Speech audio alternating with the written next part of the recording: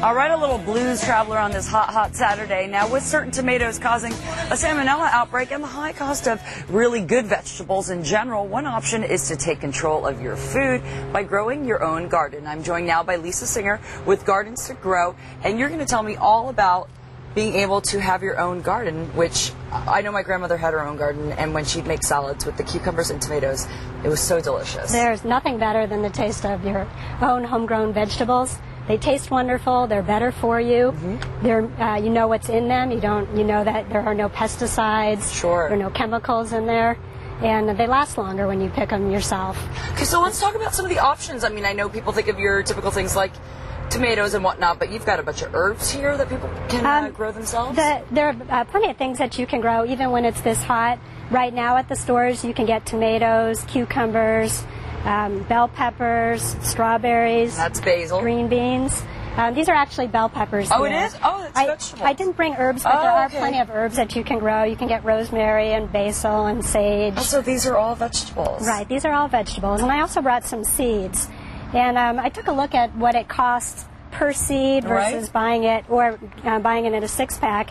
And if you start with seeds, for all of these vegetables here, by the time the seed grows into a piece of fruit, it comes out to typically under a penny for that first seed to what you pay for the finished piece of fruit. And of course that's not counting your soil or the fertilizers, but just the cost of the seed. And even if you start with a six-pack, which comes out to 50 cents a pack, it's 50 cents a plant, it still comes out to less than 5 cents for your piece of fruit when it's done, or your vegetable when it's matured.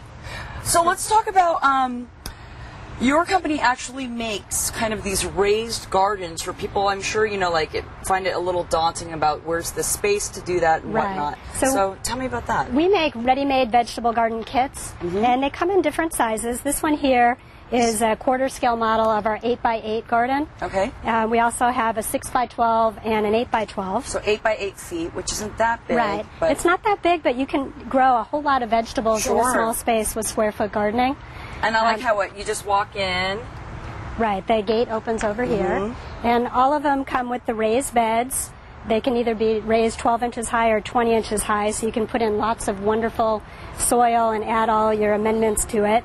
The fencing will keep out bunnies, and it's got wire underneath to keep out gophers. Those rascally rabbits. And all of them also come with an automatic irrigation system. Oh, is that right? And when it's this hot, it's really nice to have that. Sure. Because right now, the plants need to be watered at least once a day. Right. And this way, the garden waters itself. You can spend the whole day out and about and not worry about your garden getting enough water. Okay. Well, we're starting to run out of time. I just want to throw up some of those pictures that you have. You actually have booths showing at the Del Mar County Fair, and do we have some of those pictures? Okay. We've actually got two booths at the Del Mar Fair. They're both in the Home and Garden Show section. Okay.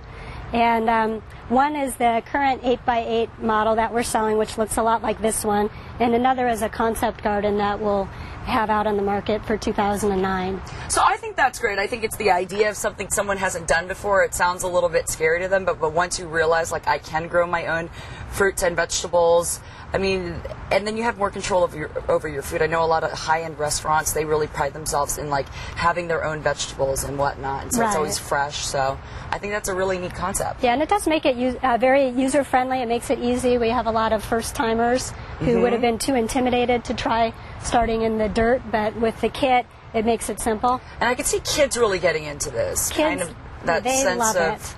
They're doing something tangible. You plant the seed, and then months later or whatever, you see actual vegetables coming out. Right. The kids love it, but really it's people of all ages. We have our customers range from families with little kids up to senior homes. Sure. So it's fun for everybody. Well, that's great. Well, Lisa, we ran out of time. I appreciate you joining us. So you are with Gardens to Grow, and for more information about this company and growing your own gardens, you can find their information on our website. That is fox6.com.